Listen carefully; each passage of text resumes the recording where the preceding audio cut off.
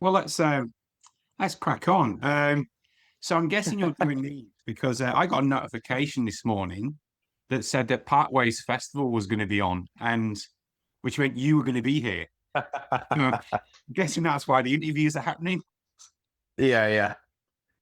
Yeah, that's a bummer that got canceled, but What happens it's what it then? is. What happens now with you guys? Because obviously that would have been to help release this album. So are we going to have a something else? Yeah, yeah, they're working on getting us over there later this year. So we'll be there to share for sure on this album. I just don't have any details or dates I can give you yet because they're still working it out. That's fine. But at least you Yeah. is coming over, which is good. Um, so the new album obviously came out last week. Mhm. A.R.S.O.N, All Rage, Still Only Numb. I when I listened to that album lyrically compared to the album previously, I felt that the Tear Me to Pieces was a lot of the lyrics were like in variations of being in a toxic relationship. This one, I felt like you'd moved on from the toxic relationship, but there Mhm. was still this trauma to it. Is that a fair reflection? Yes, that's a very good observation. Yeah, the way we've been writing these last two records and just writing in general lately is like, you know, we don't really walk in and go, okay, we're going to write a song about love, okay? Or we're going to write a song about this. Like this last two records, it was really the mindset was just like, we're going to be very open and just start like freestyling stuff and just see what comes out, you know? And for whatever reason, a lot of these songs came out just a lot lighter, not sonically, but just like yeah, in terms of like the lyrics, and it's almost like you kind of ad lib and just freestyle and whatever words start coming out, you're like, oh shit, like disconnected. That's a cool word. Um, we're gonna write a song. That's what the song's gonna be about, and we'll just write a whole song about this word that just came out of kind of nowhere. If that, I'm doing a shitty job explaining this, but um, that's kind of how these records are written, man. Like My Religion, it was just Colin and I were just having a conversation, and I happened to just say those words about somebody, and he was like, "Dude, that's so interesting. Like, that should be what the song's about." And yeah, it's almost like the songs told us what they want to be about more than ever. When you mentioned the freestyle one, the first one that came to my mind, musically anyway, was 3 a.m. Because 3 Hmm. a.m. just has all these different, it's just manic. It's coming in all these different angles, but it works. For 3 minutes, it works. So is that like an example of the freestyle musically? 100%, because I'm the main songwriter in the band, so I'm always writing. Like we're on tour, I set up my little studio. I write every single day on tour. I'm home, especially leading up to writing a record. I'm writing every day. And yeah, dude, like I spent so many years. Like I'm just being like completely brutally honest. Like and this makes me look dumb, but like I spent so many years just like trying to chase until the day I die, right? And trying to like, trying to be like scientific about like why that song worked, and then why did this song work, and then just kind of like I got to a point where it's like with Tear Many Pieces, with the last record, it's like I'm just gonna completely stop forcing it. I'm gonna completely stop trying to write a hit. I'm gonna completely stop trying to second guess what people want to hear and just let shit come out. And if it's a heavy song, cool. If it's a soft song, cool. Like good song, bad song, whatever. Like whatever is gonna come out that day, I'm just gonna let it come out. I'm not gonna try to guide it. I'm not gonna try to force it. And dude, it's been the most profound experience as a writer for me. So songs like 3 a.m. Dude, that just happened, man. Like I'm not sitting here like pulling these strings and like trying like being all calculated about it. Like it just came through me, just came out of me, just happened. And it's like the best songs always happen like that. They happen really fast. I mean, I might be writing for 10 hours, but then I'll hit this little window where like in 5 minutes, this whole entire song will just happen. And it's like effortless. It's that flow state that idiots like me always try to chase. And yeah, man, that's how music's written this day. That's how I write music these days, and how these last two records are written. It's just free flowing, dude. Just let it out, good or bad. So, I mean, a couple of things you mentioned in there. I mean, one, I suppose, is the pressures. You come out with like obviously Page Avenue, it goes huge. Have you then felt the pressures for 20 years to try and match that? And now you're like, I'm too old for that shit. Just like, okay. Yeah, dude, because it's like, you know, you kind of just realize like, holy shit, like, first of all my wildest dreams came true. Never thought we'd ever like I have a platinum record on my wall. That's crazy, dude. When you're from where I'm from, that's crazy. Like all my dreams came true. And it's like I kind of won, you know? And what I do know for certain is I absolutely love to make music. I fucking love it, dude. You know? So yeah, dude, I just kind of like quit feeling that pressure. I was like, I'm not going to try to write a radio hit anymore. I'm not going to try to, I'm just going to like play my guitar and record songs. And it turns out our music is way better when you do that because it's just like when you were 17. Like Page Avenue was written in my mom's basement.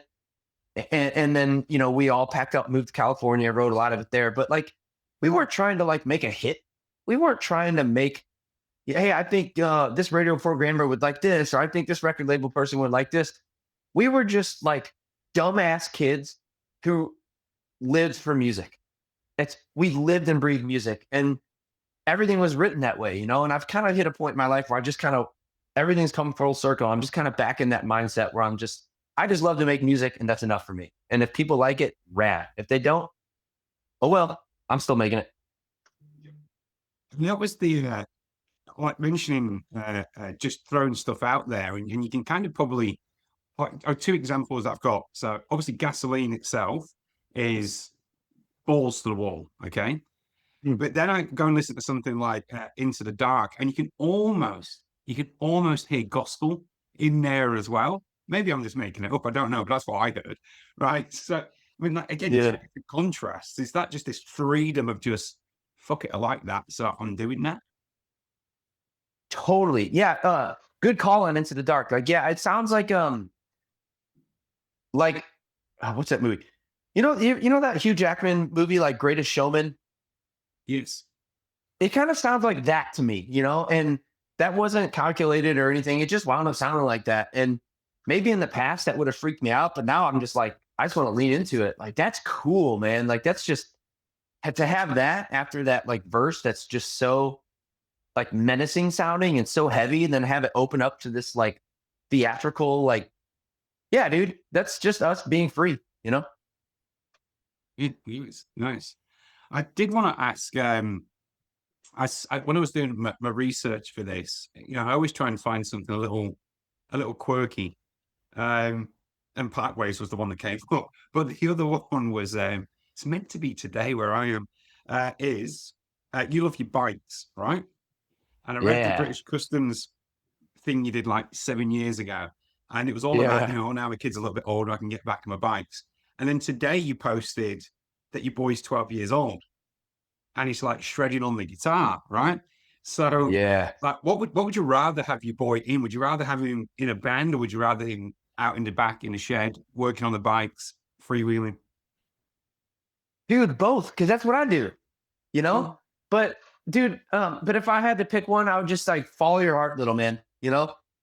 Follow your heart, because when you love something, like, you can insert every tropey cliche that's ever been written, but when you love something, like, time stands still, man. You know, you can just hit that flow state and you can just do something and it doesn't feel like work. When you really love what you're doing, it doesn't feel like work, you know, and it's such a beautiful way to live. That's my number one priority with my kids, is just really trying to foster what their passions, you know, and just find something you love. I don't care what it is, man. Like, if you really like, you can kind of do anything, man, if you just really believe in yourself and really work hard and really care. You got to care more than anyone else, you know? So whether that's guitar or, you know, woodworking or being a teacher or whatever it is, it's like, just make sure you love it, you know, because it's a beautiful way to live. and you too can get your equivalent of a platinum record on the wall, Yeah. right, right there. Yeah. So the I saw the other post that you made as well, and it's going on from a little bit what you said there about really loving and appreciating what you're on. Um, you did a post a few days ago as well about everybody who helps behind the scenes and to be where you're at. I mean, when you look at your journey from the beginning to now dropping this album, having the freedom to drop this album, um, in a way that there's all these different types that are in there. Do you just feel like, do you have pinch me moments where you're just sitting there and you're going, what happened? Dude, yes, constantly, all the time. Um, like here's a perfect example. So the song Gasoline, we're shooting a music video for that, right? And I'm on set, and I have this, dude, I have on a weekly basis have epiphanies like this. I'm on set, I'm holding two ninja swords, I have a gun, I'm wearing a mustache, like this 80s headband, like kicking bad guys into tables. And that's my job. That's insane that they let people do that for a job, or like that exists as a job. Like that's crazy, you know? And dude, I'm a dude in my 40s, and I play a guitar and I write songs the same as I did was as I was a teenager, and I'm able to provide for a family doing that. That's fucking ludicrous, you know? Like, yeah, it's the older I get, the more I realize how lucky I am in the position I'm in, is how outrageous it is that I just make songs and I'm able to provide that way, you know? Yeah, dude, all the time. Sorry. I get really into this subject because um I think it's a huge mistake to not just stop like daily and just go, holy shit, like this is wild. I am so grateful, you know? I do exactly the same thing, especially when hurdles arrive. You know, when you get hurdles in life and you're like, oh shit, I had a bad day at work or whatever. I do exactly the same thing. And it's almost like a gratitude thing. So, like, even this, like, I sit there and Yeah. go, like, the gratitude to be able to have conversations with people like this when my day job's worked in an office. Oh, dude. Yeah. And Yes. yeah, absolutely, man. I think that's such an awesome mindset. And for what I do, I mean, it's almost all failure. That's the ironic thing. Is like I write so many. I wrote 91 songs for this last album, 70 which I showed the band, or 71 I showed the band or whatever. You know, and like I've written hundreds of songs, and only a handful ever get used.